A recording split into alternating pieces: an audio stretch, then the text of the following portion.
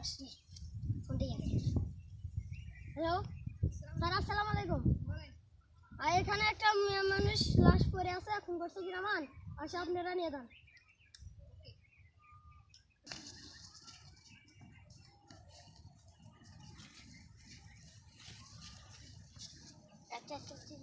আসসালামু আলাইকুম স্যার।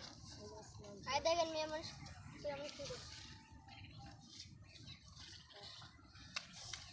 আর দিয়ে দেন, পটি দেন।